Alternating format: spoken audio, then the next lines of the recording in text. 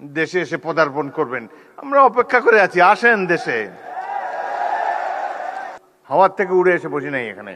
আমরা তো আর আওয়ামী লীগ হতে পারবো না, হতেও চাই না। 27 বছর বয়সে মুক্তিযুদ্ধ করেছি, এখন 82 বছর বয়সে আরেকটা করব বাংলাদেশের জন্য। নিশ্চয়ই এখানে ডকুমেন্টারিতে অনেক ভুল আছে। প্রথম ভুল আমি দেখেছি, সেখানে তো আবু সাইদের ছবিই নাই। আবু সাইদ এই বিপ্লবের প্রতিচ্ছবি, প্রতীক। তার ছবি না থাকলে এটা কোনো ডকুমেন্টারি হলো না।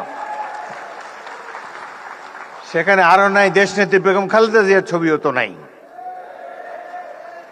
সুতরাং কিছু ভুল হয়েছে এবং এই ভুল মাননীয় মন্ত্রী জোর হাতে স্বীকার করেছেন, ক্ষমা চেয়েছেন, বারংবার ক্ষমা চেয়েছেন। তারপর তো শান্ত হওয়া উচিত এই ধরনের একটা জাতীয় অনুষ্ঠানে। এটাকে পুষে সংসদের মতো একটা ওয়াকআউট, এটি বাঞ্ছনীয় নয়। আমি লক্ষ্য করেছি মাননীয় সংসদ সদস্য আক্তার, তিনি তার অনুসারীদেরকে প্রশমিত করার চেষ্টা করেছেন, কিন্তু বাংলাদেশের নেতাকে তো মানে না সহজে অনুসারীরা।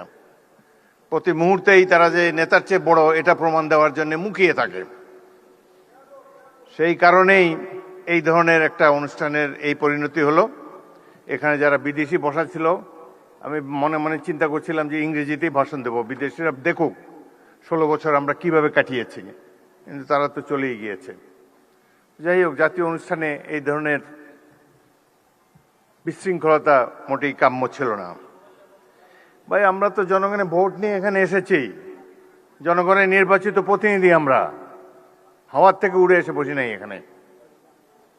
সুতরাং এই সরকার নির্বাচিত একটি সরকার, এটুকু শ্রদ্ধা সম্মান প্রাপ্য। ভুল তো আমরা করি, আরো হয়তো সামনে আরো ভুল করব, সেই ভুল করলে তার জন্য মাসুলও দেব, কিন্তু সবাই মিলে ভুল সংশোধন করতে চাই। সকালে অনুষ্ঠানটা একটা চমৎকার একটা অনুষ্ঠান ছিল। প্রফেসর ইউনূস নিচে বসেছিলেন, তাকে মাননীয় প্রধানমন্ত্রী ডেকে এনে সম্মান দেখিয়ে তার পাশে বসিয়েছেন, স্টেজে উঠিয়েছেন। এটাই তো আমরা কামনা করি।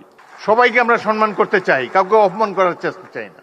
এখানে বক্তব্য দেওয়ার সময় কেউ বুয়া বুয়া বলে চিৎকার করে, রাষ্ট্রীয় অনুষ্ঠানে কি এগুলো মানায়? কবে আমরা শিখব? যাই হোক, অত্যন্ত দুঃখজনক। আমি আরো বেদনার্ত হয়েছি, অভিভূত হয়েছি। মা তার অন্ধ ছেলেকে নিয়ে এখানে দাঁড়িয়েছেন। তার ছেলেটি চোখ হারিয়েছে গণতন্ত্র পুনরুদ্ধারের জন্য, আইনের শাসন কায়েম করার জন্য।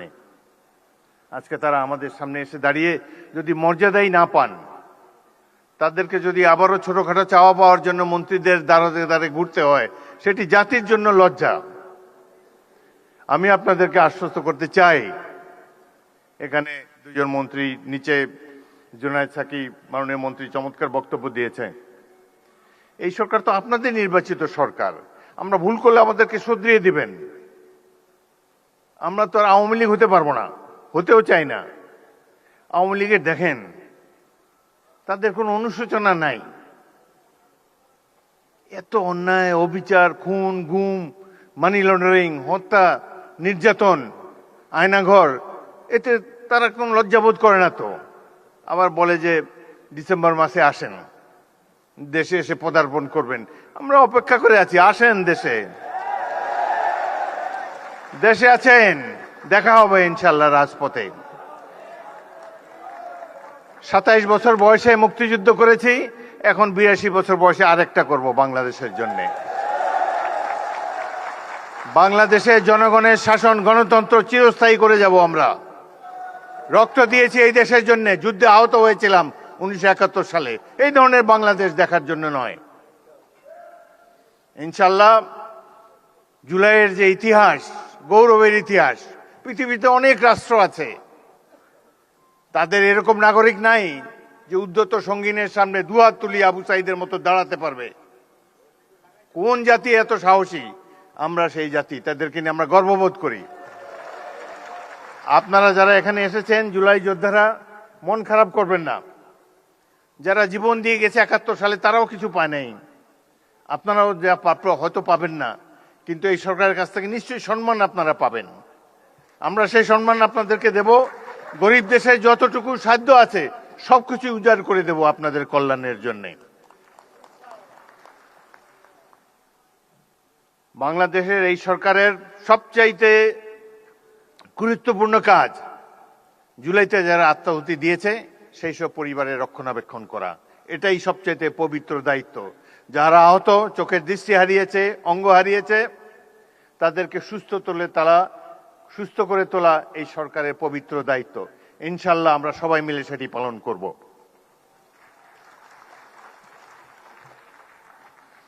জুলাই গণঅভ্যুত্থান আমাদেরকে রাষ্ট্র পুনর্গঠনের সুযোগ এনে দিয়েছে। আমাদের লক্ষ্য হওয়া উচিত একটি গণতান্ত্রিক, ন্যায়ভিত্তিক, দুর্নীতিমুক্ত বাংলাদেশ, যেখানে প্রতিটি নাগরিক সমান অধিকার ও মর্যাদা পাবে।